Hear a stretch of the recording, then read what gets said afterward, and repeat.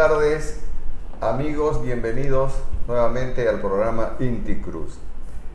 En este 2020 iniciamos nuevamente con esta vocación comunicativa, con este aporte que queremos hacer a través de este programa, en el que nos dedicamos a reflexionar sobre la importancia de la educación como herramienta fundamental para el mejoramiento de la calidad de vida del individuo, de la sociedad.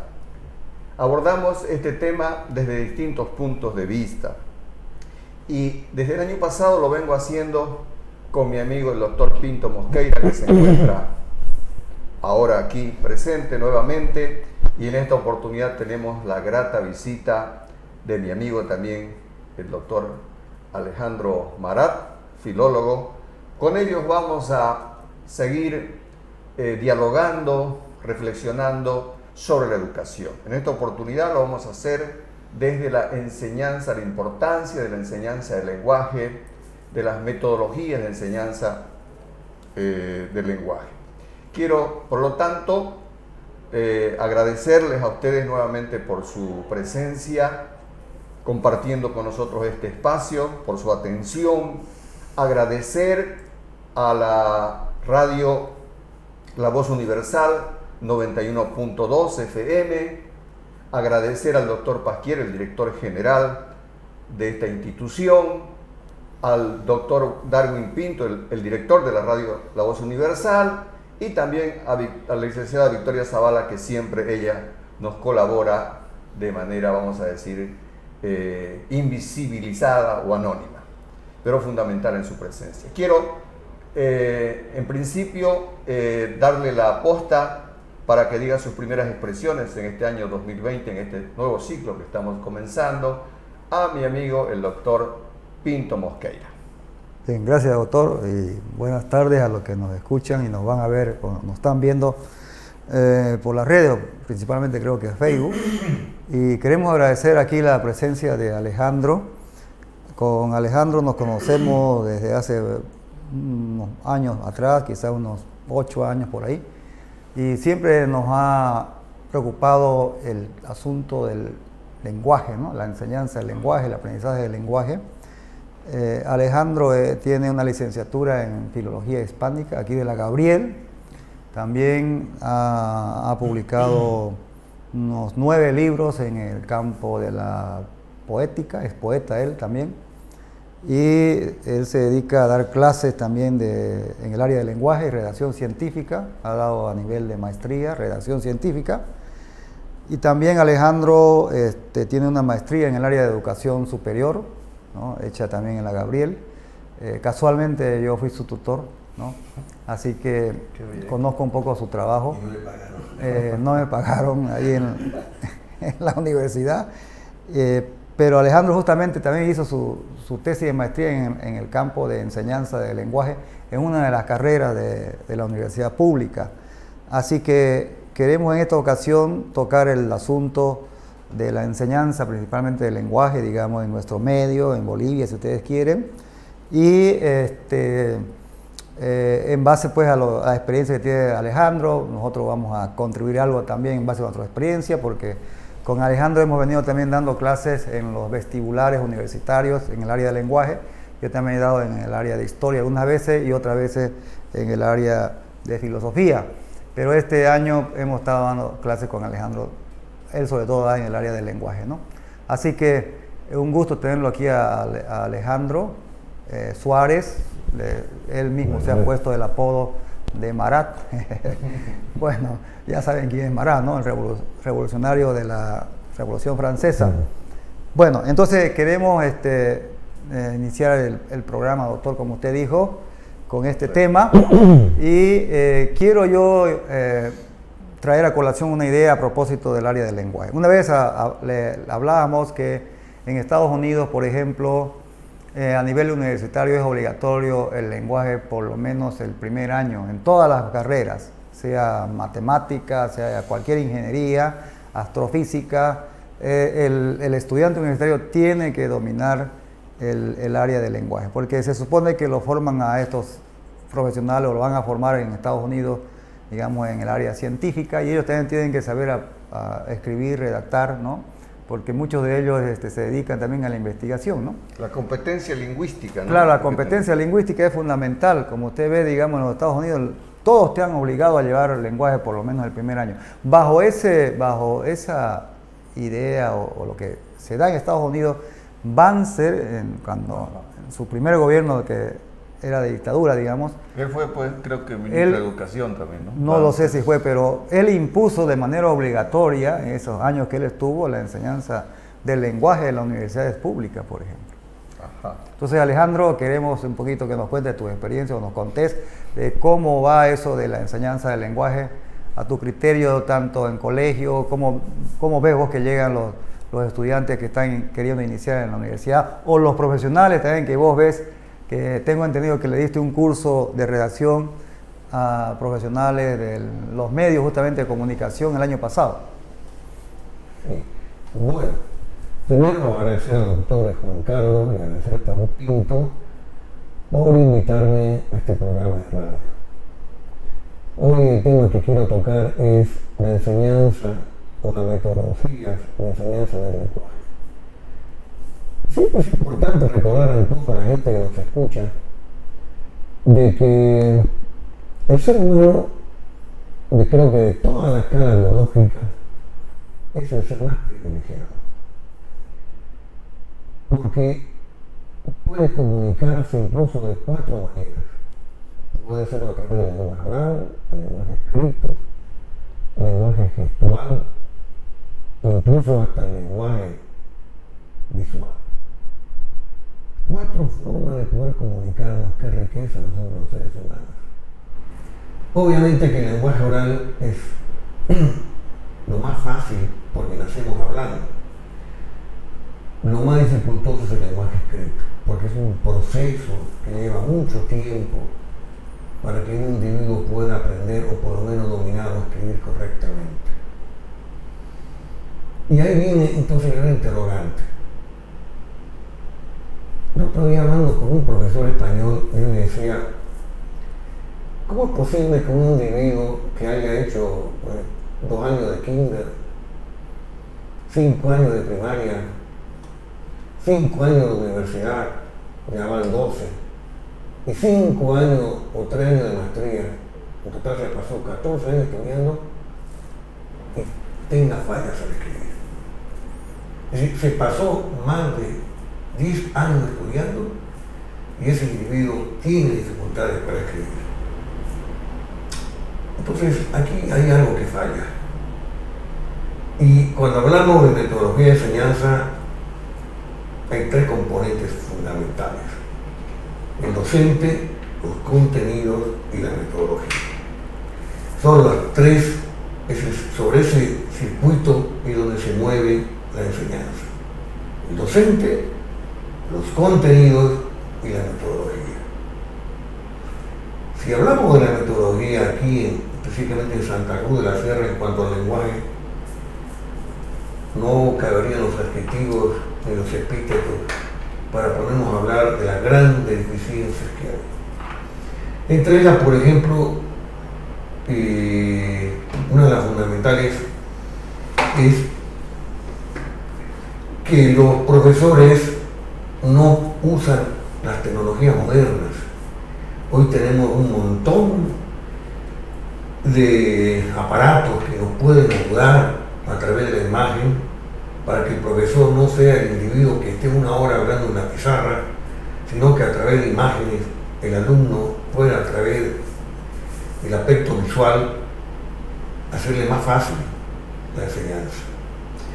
Luego hablamos de los contenidos.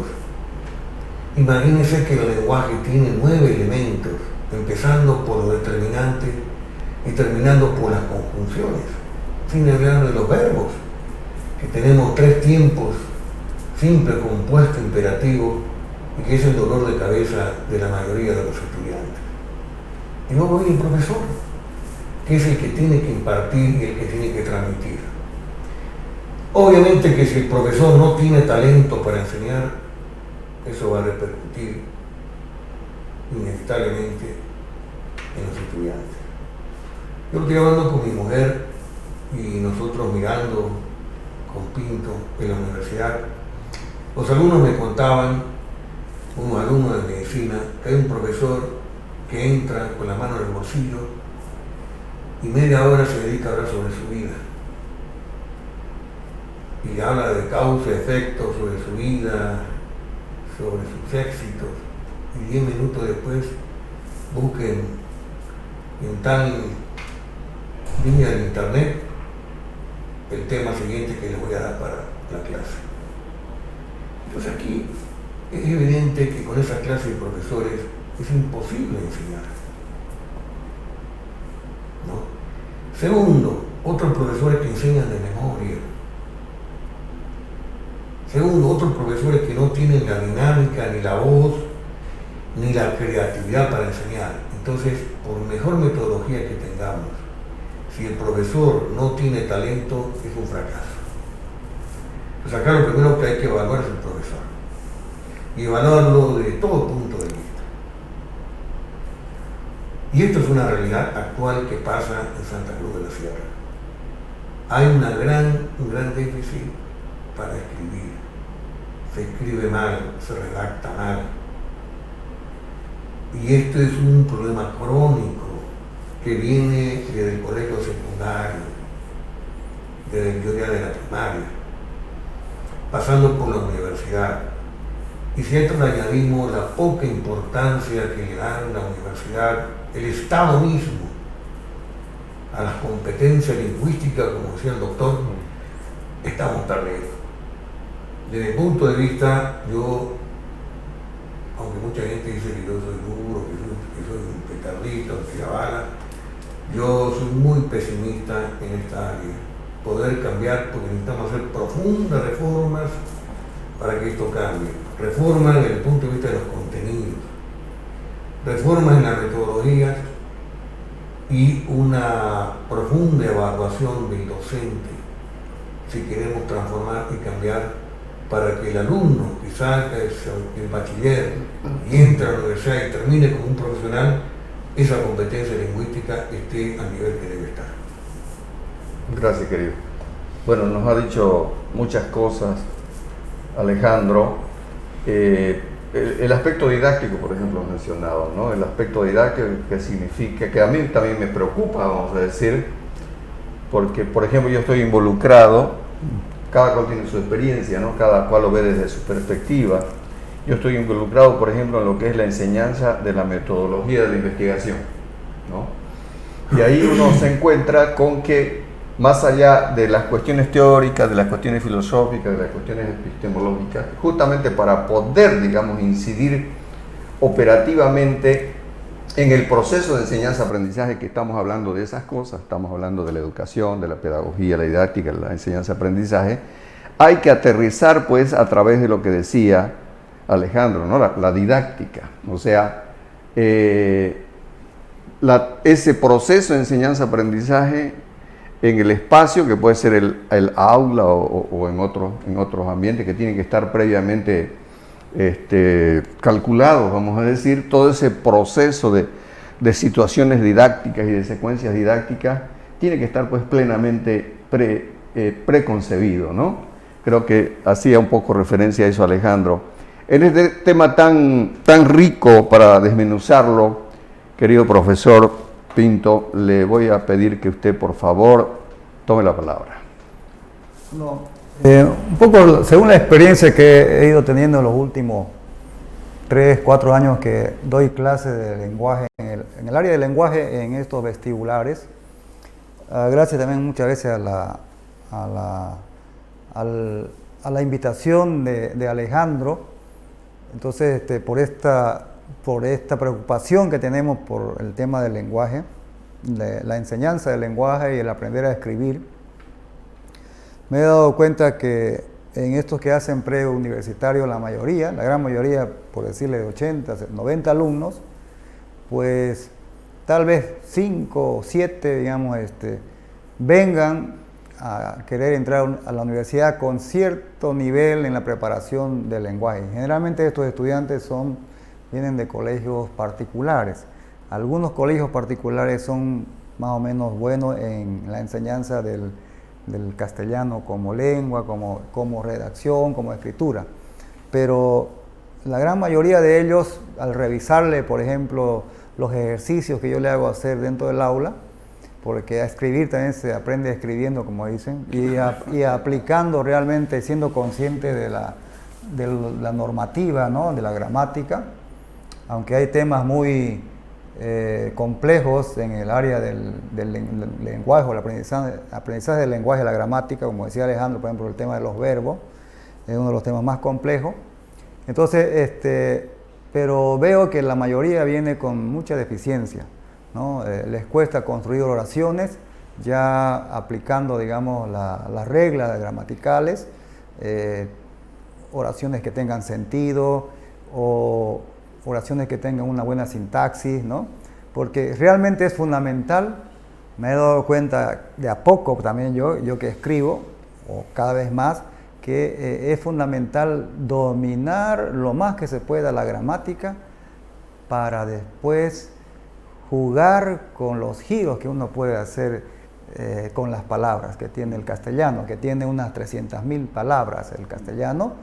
Fíjese que el Quijote de la Mancha usa solamente 22.000 palabras. Imagínense, ¿no? Que es una novela universal que no se puede hacer, digamos, con el castellano, que tiene 300.000 palabras, si uno dominara mejor la gramática, que prácticamente la gramática sintetiza las reglas, digamos, de esta lengua, ¿no? Para usarla.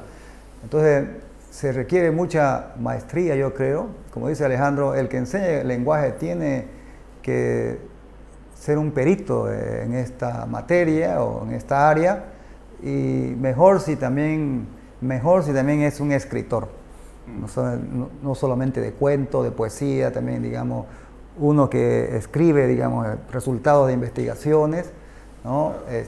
Mejor si es también porque sabe, creo que puede enseñar con más propiedad a esta persona. Y eso es lo que nos falta mucho en los colegios, ¿no? Porque fíjese, la gran mayoría de los maestros que enseñan en los colegios lenguaje no escriben, ¿no? Y leen poco, y ahí está, digamos, también una de las deficiencias, ¿no? El profesor de lenguaje debe ser un gran lector a la vez, ¿no? Un gran lector de novela o que cualquier libro, digamos, de la cultura, ¿no? Que tenga que ver con la cultura. Entonces, para mí eso es fundamental, es una preocupación, es algo que está pendiente todavía a mejorar mucho en la educación boliviana, y por supuesto a nivel universitario, ¿no? Es decir, como decía, en Estados Unidos sería bueno que alguna vez, si yo fuera rector, por ejemplo, decía un estudiante, yo pondría como obligatoria 1 año de puro lenguaje en cada carrera, ¿no? Para que dominen realmente, porque la idea es subir el nivel. Mire, ya le hablamos la vez pasada, por ejemplo, de que en América Latina el 72% de los estudiantes tiene problemas de lectura comprensiva, ¿no? Y si tiene problemas de lectura comprensiva quiere decir que, digamos, no necesariamente sabe escribir. Si no sabe leer bien, menos va a saber escribir bien, digamos, ¿no? Y esa es la idea, que un profesional, sea de cualquier área, también sepa escribir. Adelante, querido. Si quería añadir una cosa muy importante, lo dijo Pinto, ¿no?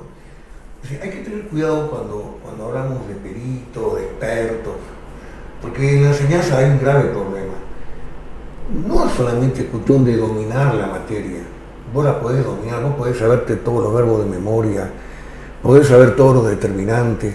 El problema es cómo lo aplicás en el aula. Yo tenía un profesor español que tomaba exámenes, una vez vino un doctor, yo quiero que usted, su examen va a ser en el aula, no va a ser oral. El gran problema de la enseñanza pasa por allí, pasa por el talento que vos tenés que tener para poder transmitirlo eso en la pizarra. Porque hay muchos eruditos que son malos profesores. Yo conocí en Argentina un tipo que era muy bueno en matemáticas, trabajaba incluso en investigaciones en la Fuerza Aérea, pero como profesor era malo. Es decir, porque no tenía el talento para transmitir. Entonces, cuando hablamos de perito, hay que tener mucho cuidado en la enseñanza. Otra cosa, como decía el doctor, en la metodología, hay que tener mucho cuidado también. Hay un problema también en la metodología, es el siguiente. Tú fíjate, cuando vos estudias metodología te dicen, bueno, Metodología, objetivo general, objetivo esto, marco teórico, marco esto.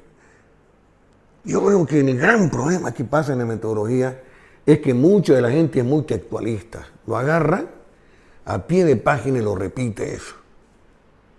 Y no es así. El profesor lo que tiene que agarrar es eso y él en el aula transformarlo. Tiene que ser un arte también. Y darle al profesor su propia metodología. Eso fue lo que yo descubrí en el aula. Y años. No fue la primera vez. Obviamente que la primera vez agarraba a rajatabla, cumplía.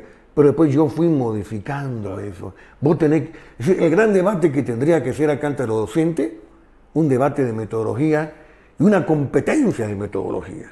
Pero competencias y metodologías verificadas científicamente. Por ejemplo, usted me puede decir, bueno, señor Pinto, yo soy profesor de lenguaje. A través de los años yo tengo esta metodología. Bueno, yo tengo la mía. La vamos a poner a prueba. ¿Cuál es más eficiente? No con un nivel de competencia, sino de eficiencia. Entonces, 6 meses usted va a dar su clase y vamos a evaluar al final. Entonces, ese tiene que ser el debate. Esa tiene que ser la sana competencia. Mejorar la metodología, pero a través del esfuerzo del profesor. Porque, vuelvo a reiterar, yo he tenido pésimos profesores en metodología que repetían todo de memoria. Por ejemplo, una hipótesis de memoria lo repetían y no eran capaces de transformarlo. Es decir, tú tienes que tener tu propia metodología empírica, de tu propia experiencia, incluso elaborar un libro sobre tu propia experiencia. Ahí está la gran falla, por ejemplo, yo, por ejemplo, una vez, porque una cubana que vino, me dio una clase de posgrado, y pura metodología, que se quede para aquí, para allá. Yo le dije a esta experta cubana, yo soy profesor, le digo. ¿Y qué pasa con nuestra propia experiencia? Usted me viene con un montón de metodología. ¿Y qué pasa con nuestra propia experiencia como profesor? Yo tengo mi propia metodología también. Pero te obligan a aplicar una metodología estándar. Lo creativo está en salirte de esa y poder vos elaborar tu propio. Y eso y está el éxito del profesor. Ese es el éxito del profesor. Es decir, manejar la creatividad y a la vez ser verificable en lo que hace. Por ejemplo, en los colegios, en los bachilleres, el director debe verificar la metodología del profesor y evaluarlas, pero hacer un seguimiento serio, porque tenemos que ver la contundencia y la eficacia de esa metodología. A ver, incluso estudiar, usted sabe que siempre hay todo tipo de alumnos, hay alumnos brillantes, hay unos mediocres y hay algunos que son no tan brillantes. ¿Cómo hacemos para aplicar a todos la metodología? ¿Se verá que funciona para todos o no funciona? Pero eso es. Yo, por ejemplo, ahorita tenía una alumna y yo le expliqué sobre la cuestión del verbo. A mí mismos alumnos le expliqué sobre el verbo. Me digo, profesor, qué fácil que usted lo explica, me dijo. Yo se lo explico, hasta en forma matemática, qué es el verbo. Y sin embargo en los libros está completamente complejo y difícil. Porque ¿cuál es el problema? Está bien, los eruditos en lenguaje y los filólogos pueden escribir todo el tecnicismo que quieran. No le vamos a prohibir. Pero nosotros como docentes es nuestro deber llevarlo eso a la pizarra de una forma más didáctica. Ese es el desafío. Y muy pocos docentes lo hacen. Yo incluso he visto que hay docentes, ahorita en la universidad, que agarran el libro de memoria, empiezan a leer y a todos los alumnos que repitan de memoria lo que es un verbo. Eso no es enseñar. Y segundo, hay algo incluso peor que eso. Estamos matando la educación, estamos, digamos, perjudicando al estudiantado. No es nada honesto lo que hacemos. ¿Te das cuenta? No es nada honesto porque mi deber, por ejemplo, si yo soy coordinador, es evaluar, porque si un profesor no tiene la metodología suficiente, bueno, habrá que buscar la forma de que él tiene que cambiar, pero no puede enseñar de una forma así, porque perjudica a un montón de alumnos. Y después decimos, bueno, resulta que el alumno es un ágrafo, no sabe escribir, pero no es culpa de él. Es porque lamentablemente no hubieron ni las herramientas, ni el docente supo proyectar en el aula esos conocimientos. ¿Ya? ¿Qué es la gramática? Es una combinación de combinaciones. ¿Qué es una oración? Es combinar una cosa con la otra, hacerla más didáctica. Entonces la didáctica es un desafío, porque en los tecnicismos está bien. Vos agarrar a los expertos de la lengua y te hablan, por ejemplo, de adjetivo y te dan una definición gerundiana. Gerundiana es una expresión que viene de un cura gerundio y que escribía de una forma muy rimbombante. Entonces, está bien para los gramáticos, pero eso no es para el docente. El docente tiene que tener el talento de llevarlo a la pizarra y explicarle al alumno, cosa que el alumno pueda recibir eso de una forma clara y transparente. Bueno, la verdad, muchas cosas para reflexionar. Yo en general, digamos que he tenido más tendencia siempre a la cuestión filosófica, a la filosofía del lenguaje, ¿no? A verlo desde ese punto de vista. Y también actualmente, y bueno, desde hace tiempo que no sabemos qué es lo que va a pasar con el lenguaje, justamente porque han aparecido tantas nuevas maneras de comunicarse, ¿no? Por ejemplo, ahora también estudiar con imágenes, por videos, ¿no? Alejandro, vos mismo mencionabas, no estabas refiriéndote solamente al lenguaje verbal, ¿no? Te estabas refiriendo al lenguaje escrito, que creo que decías que era el más importante, pero también a lo paralingüístico, ¿no? Entonces y creo que en general la humanidad estamos como en una transición, aunque parece que siempre vivimos en transición, ¿no? Siempre estamos en cambio, no sabemos qué es lo que viene, pero también es bueno aterrizar y me está sirviendo, vamos a decir, esta metodología por competencia, ¿no? Porque cuando uno accede de pronto o se concientiza de su rol fundamental que es la pedagogía, pues bueno, el método en este momento de moda, digamos, es la competencia, ¿no? Antes era por objetivos, era por contenidos, etcétera. Y hay algunos críticos también de la competencia. No estoy yo dándome cuenta en este momento que otros métodos existen más, digamos, más recientes, ¿no?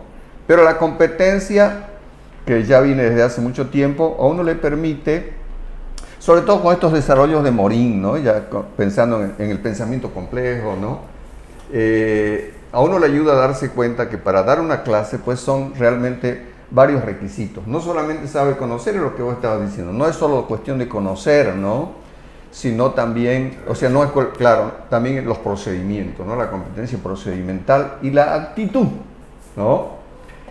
El profesor Gustavo me estuvo enviando unos videos, me parece que había alguno que decía que el profesor que no tiene amor creo que no puede ser un buen profesor, algo así, el que no ama a los alumnos, ¿no? Los alumnos aprenden y se aman al profesor. Algo así, sí. ¿Verdad? Entonces, el profesor Gustavo también el año pasado estaba insistiendo siempre en la importancia de la inteligencia emocional, ¿no? Muy importante. Entonces, esta metodología, esta concepción por competencia, por ahí le sirve a uno para ordenarse, ¿no? Porque hay que tener competencias, entonces, o sea, saber conocer es una cosa, saber ser es otra cosa, saber hacer es otra cosa y saber convivir, ¿verdad? Entonces todo eso, y uno tiene pues que hacerse su autoevaluación, ¿verdad? Entonces, le voy a pedir nuevamente, le voy a dar el testimonio nuevamente al profesor Gustavo Pinto Mosqueira. Gracias, doctor. Bueno, yo un poquito escuchándolo a ustedes también y tratando de resumir algunas cosas importantes que se han dicho, pienso que fundamental que el profesor conozca y domine la materia que va a enseñar. Podrá empezar, digamos, a enseñar una materia sin saber mucho, pero con los años, si se lo respeta en ese cargo, debería dominar, volverse un experto, un perito, digamos, en esa área. Ahora, es muy importante también, digamos, la creatividad, la capacidad de tener arte, cierta imaginación para enseñar, ¿no? Fundamental. yo creo que ahí está la diferencia entre un mero perito y un profesor también, al mismo tiempo, ¿no? Ajá. El profesor tiene que tener esa capacidad, esa imaginación, esa creatividad para enseñar lo que quiere que aprendan los estudiantes. Y luego está pues la didáctica. Yo cuando Alejandro hablaba de la metodología de cada profesor, eso es cierto. Yo, por ejemplo, en alguna reunión de los profesores ahí de la Facultad de Teología de la Católica, donde doy clase, que tenemos normalmente reuniones 2 o 3 al semestre, ¿no? Hablando de las metodologías de enseñanza, he dicho que realmente a lo largo de varios años que vengo dando clases en la universidad, a veces una misma materia, he probado más de una metodología, ¿no? He ido cambiando las metodologías, no me he quedado con una metodología, tratando de buscar la más efectiva, la más eficiente, que realmente enseñe y que el estudiante aprenda como debe ser. Entonces, y ahí está pues un poquito la imaginación del profesor, ¿no? En cambiar de metodología, en crearse con el tiempo, en base a su experiencia, su propia metodología, la cual el ideal sería también que sea sometida a una evaluación para que se pueda, digamos, después enriquecer y luego socializar con otros profesores que enseñan en la misma materia. Entonces ese sería el ideal, pero muchas veces pues los directores, ¿no? Los jefes de carrera no les interesa esas cosas, ¿no?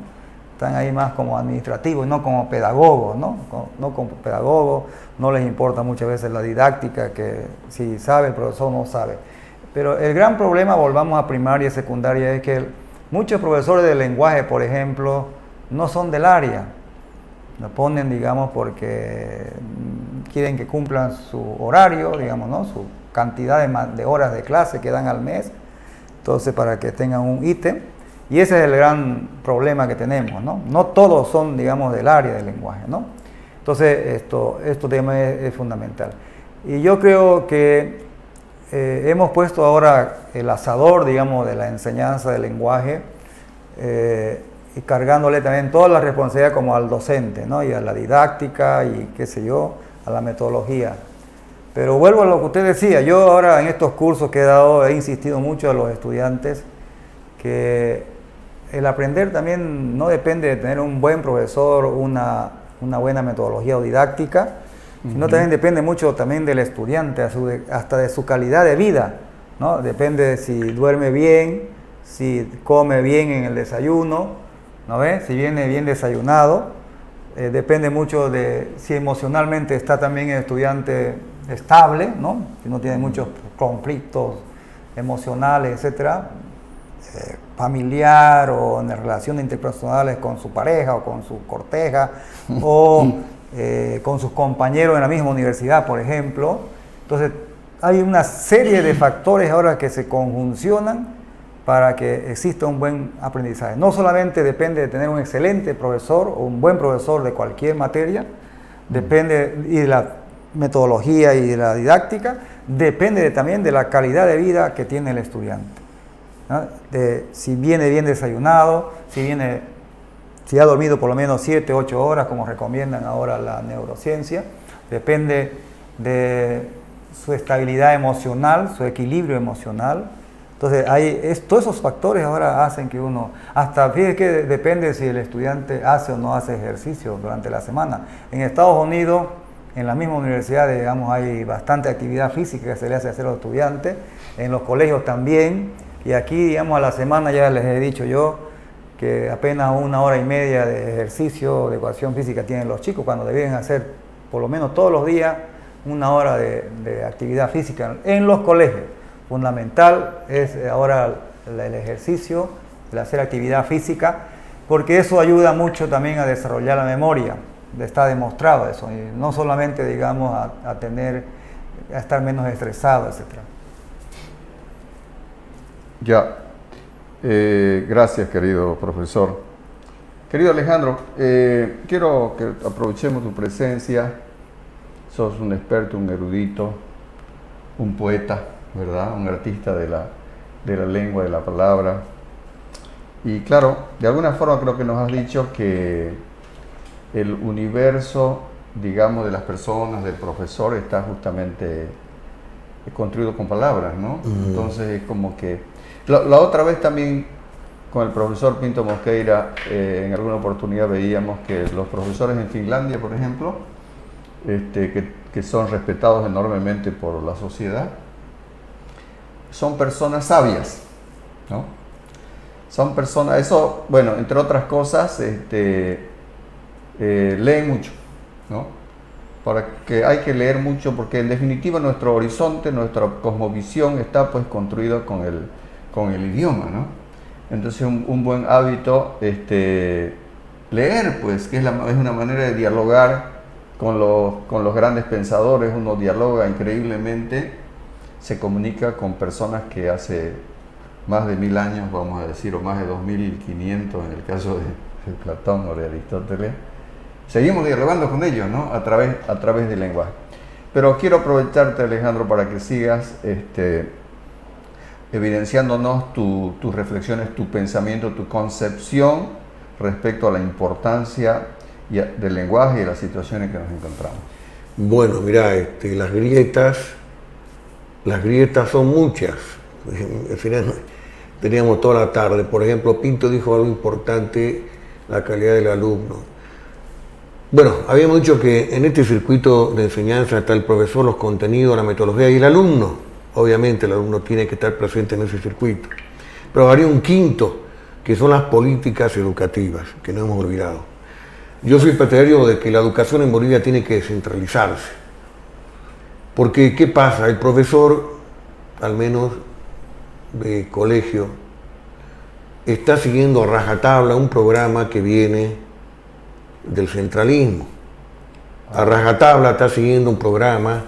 Entonces ese profesor está amordazado, no tiene la libertad para tener una malla curricular flexible.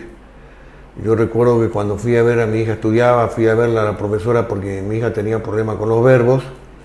Entonces la profesora me decía, mire profesor, yo tengo que enseñar esto en 2 semanas porque así viene el programa. Entonces yo soy partidario que la educación se tiene que descentralizar. ¿Para qué? Para que Santa Cruz y todos los departamentos puedan construir su propia malla curricular y que los docentes hagan un estudio y ver los espacios que necesita cada materia, ¿no? Y ahí viene un poquito, siguiendo con los alumnos, por ejemplo, una cosa que me asombró, yo le decía a Pinto, ahí en esta enseñanza de los preuniversitarios, los titulares, estaba el alumno de las 7:30 de la mañana hasta las 1 de la tarde. Nosotros damos clase 3 horas. Entonces, en Finlandia es todo lo contrario.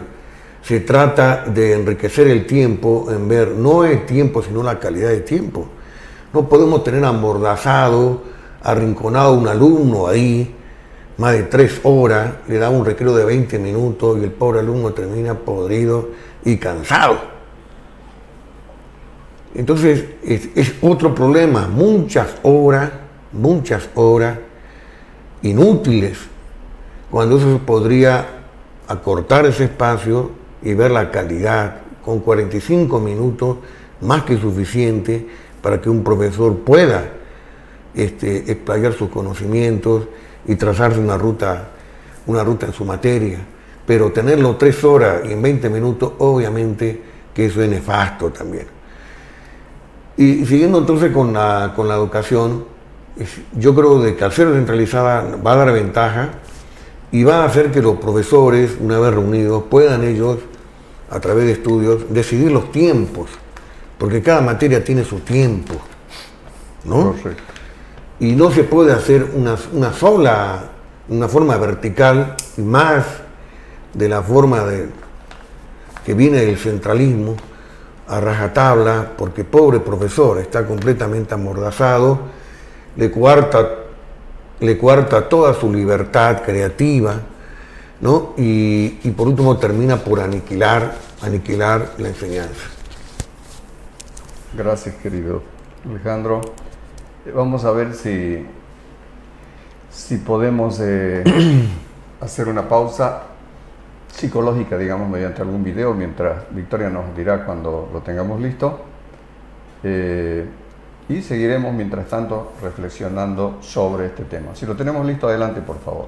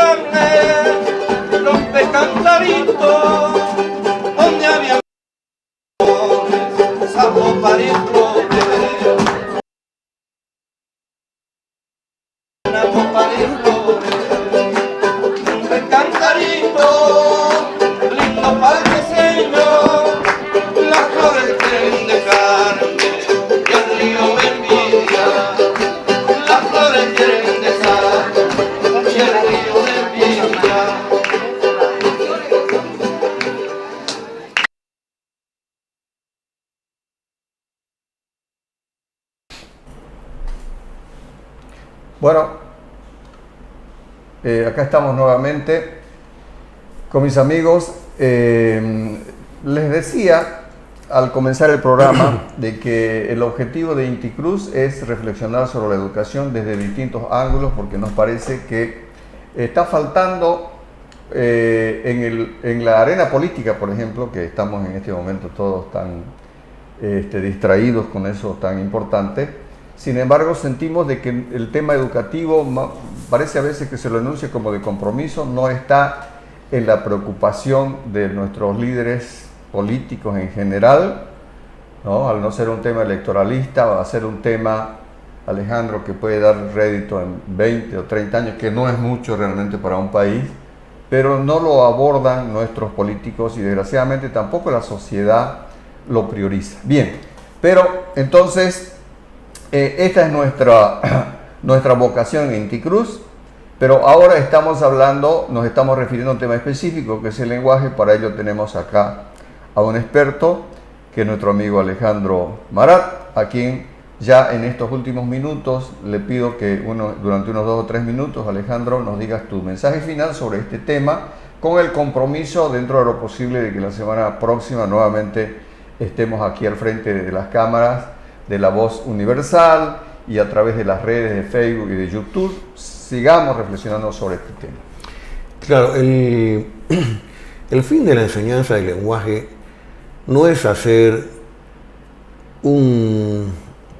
no es convertir la enseñanza en un hecho aburrido, tedioso al alumno.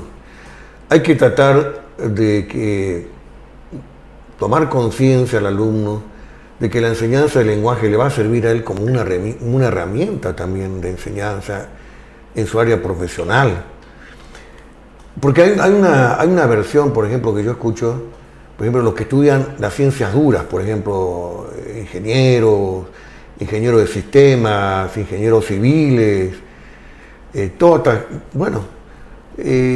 tienen grandes dificultades en el lenguaje.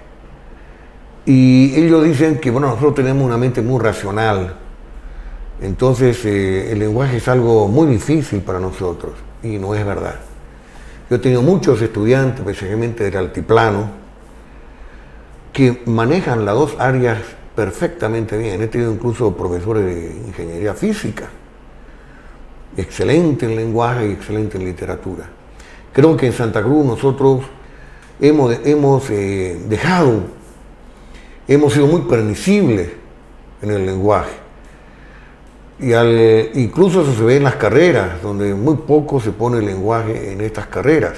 Cuando en ingeniería, sea físico, matemático, sea biólogo, o sea, tiene que estar el área del lenguaje, porque es importante para ese profesional, porque no solamente va a tener que hablar, desarrollar un tema, sino va a tener que escribirlo, ¿no? ¿Y cómo lo va a escribir después en el futuro cuando tenga que hacer un trabajo científico?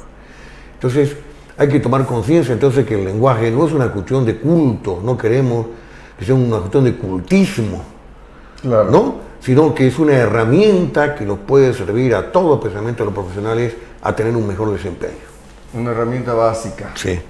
Claro, y por ejemplo, en la investigación para publicar hay un momento que es la redacción, claro, poder comunicar sí, el trabajo, porque en realidad nada existe, nada se investiga si no se comunica, ¿no?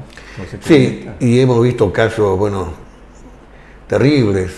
Yo muchas veces no me explico cómo hacen los alumnos sus trabajos, no me explico, ¿no? Pero en fin, ojalá que todas estas cosas, todos estos errores, estas grietas, algún día tengamos profesionales o docentes o coordinadores que vayan ajustando. Estoy contando una anécdota nada más, un poco para terminar mi intervención. Resulta que en la Gabriela había un director de posgrado, doctor Granado, doctor cubano, que lo conocía muy pinto. Un día se me acercó y me mostró unas 10 trabajos de maestría ya para defender, empastados. Lo empastaron, incluso él le dijo, el doctor, todo estaba bien, pero lo habían empastado. Cuando lo abrió me dijo, licenciado Marán, véalo, me dijo, lo empecé a ver horrores en la redacción. Entonces me dijo, ¿sabe qué? Yo no puedo dar la orden para que defienda. Claro. Y ya estaba empastado para defender. Así que el doctor agarró, dio la orden de no defender y más bien me dijo, quiero que les dé un curso, claro, no que le corrija, sino claro, que les dé un curso, vamos a tardarlo aunque sea 2 meses más, no importa, para estos profesores, ¿no? Entonces yo creo que esa es la manera de ir corrigiendo estos errores, ¿no? Que haya autoridades conscientes y que le den prioridad al lenguaje. Que donde hay un problema hay que solucionarlo, no hay que obviarlo, hay que enfrentarlo de la mejor manera, ¿no? Y obviamente que eso va a generar resquemores porque muchos profesores se molestan, que para aquí, que para allá, muchos están apurados por tener el título y no es así. Hay que ir ajustando estos graves problemas que hay en la enseñanza en el lenguaje. Gracias, querido Alejandro. Esperemos que estés la semana que viene. Sí, sí. Entonces, querido profesor Pinto Mosqueira, estamos hablando del lenguaje, porque el lenguaje, como decía Alejandro, pues en realidad no es solo el lenguaje, ¿no? Porque uno puede equivocarse del lenguaje. No, el lenguaje es el acceso a toda la cultura, ¿no? Claro. Del ser humano, es el acceso a toda la cultura. O sea, y el ser humano para sobrevivir tiene que asimilar la cultura. ¿Y cómo lo va a hacer? A través del lenguaje, a través de la educación. La palabra, por favor. El otro día quería bajarme un libro de un mexicano que toda su vida ha enseñado teatro y decía, el 70% de lo que nosotros comunicamos lo hacemos a través del lenguaje corporal. Se llama. Ajá. Interesante eso. En todo caso, a mí el próximo programa, ojalá que estemos vivos, porque nos ha dado dengue, yo he sido un poco con dengue todavía. Quisiera yo, digamos, hablar un poco del lenguaje también desde el punto de vista de la filosofía del lenguaje, desde la lingüística, había que hacer esa diferencia entre lengua, habla, que eso es muy importante, y ahí enganchar con el tema de la importancia de la forma de hablar de los cruceños. Sí, ¿Listo? perfecto, perfecto. Lo hacemos para la próxima. Eso nomás. Ya. Bueno, la verdad que el profesor Pinto estuvo con una virosis, con un cuadro tipo dengue, que estuvo comprometido. No estuvo tan grave, parece, porque él casi no discontinuó sus labores, ¿no? Pero también todavía sigue en periodo de convalecencia. Pero gracias, profesor, porque él tiene este compromiso con este tema que él considera fundamental, que es la educación, como herramienta fundamental para el mejoramiento de la calidad de vida de los cruceños y de los bolivianos. Agradecerle a Victoria Zavala en los controles, agradecer sobre todo a quienes nos miran, nos escuchan por compartir estos momentos e invitarlos a La Voz Universal 91.2 FM el próximo miércoles a las 15 horas para nuevamente con Inti Cruz seguir hablando sobre la importancia de la educación. Muchas gracias, permiso.